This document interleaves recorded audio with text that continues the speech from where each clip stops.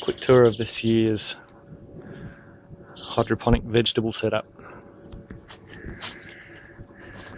Got the timer and a battery down there, which at the moment I've been charging off of my power supply, but it will be hooked up to the solar panel this weekend.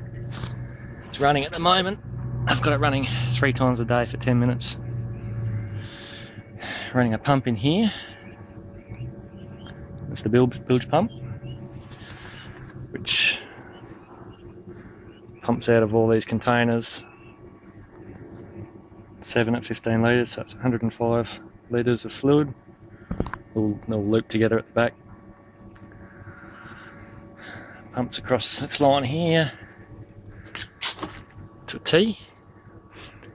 Here's a check valve and a filter for the return. The check valve stopping the pump from pumping fluid that way. But it does go up here, branches off and drops the fluid into 2 grow beds. Also continues up, and this is where I had to do a bit of tweaking. I'll fix the leak later, but formula line distributes it to the top of these 2 strawberry planters with 6 plants each. So the fluid's coming down there, draining into the bed, and the bed's also filling from there. When they're full, you can see the level rising in that empty pot. When they're full, I've got overflows, 1 on each, which are just running back into the bottles. So I've got a 10-minute cycle. It takes about 5 to completely fill that's nice and warm, completely fill the beds and flood the pots. Get the cocoa nice and moist. It stops about an inch below the top of the media.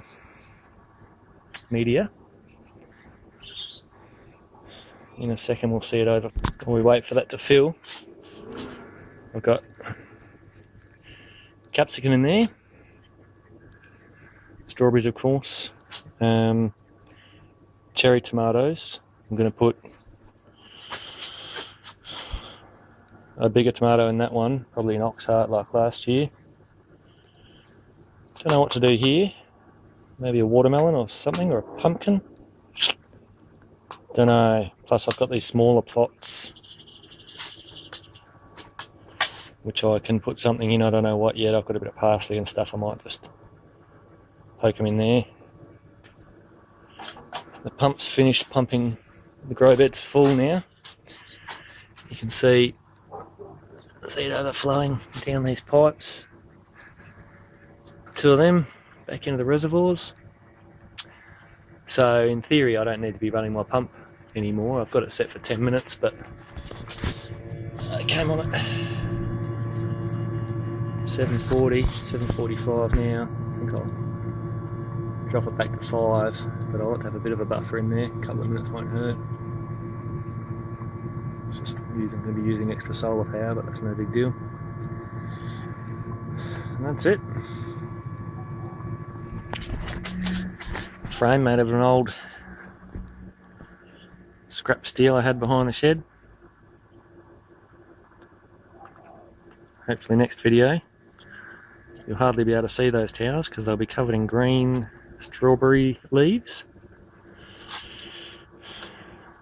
And tomatoes. Funnily enough, it's one of these seedlings that I popped in there and only 3 or 4 days ago, and since then these ones have taken off. That one doesn't seem to be doing anything. I'm only running very, very weak nutrient at the moment.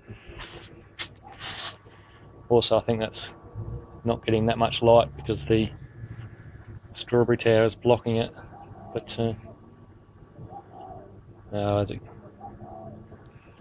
picks up it'll be able to get more light. little bit of growth on the strawberries since I put them in. Crown forming in there and some little buds forming there. These ones have been in a week and a bit. They've put on a bit of growth. Oh, down there's doing well. Probably gets the most light on this side. As I say, very, very weak nutrient. I'll be increasing that as time goes by. See that level overflowing there? And the fluid's about an inch and a half under the surface.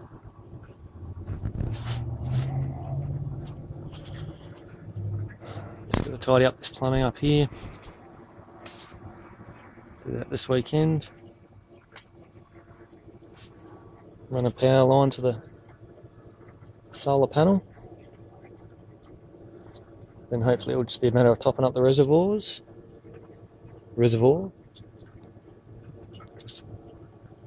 And picking strawberries, capsicums, tomatoes, parsley, pumpkins, and whatever else I put in these other pots. Pump's just stopped. Timer turned off after 10 minutes of pumping. Fluid's running back down the pipe here. But underneath,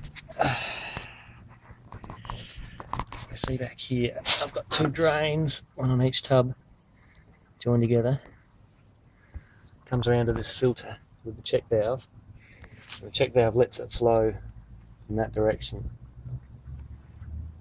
So it goes back along, back past the T, back down to the pump, and just runs through the pump.